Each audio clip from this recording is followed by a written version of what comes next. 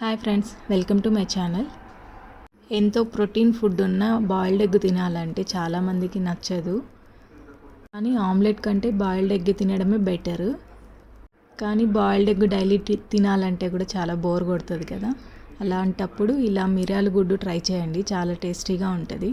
దీనికోసం ఎగ్స్ ఉడకబెట్టేసుకొని పొట్టు తీసేసి నైఫ్తో సన్నగా ఘాట్లు పెట్టుకోండి.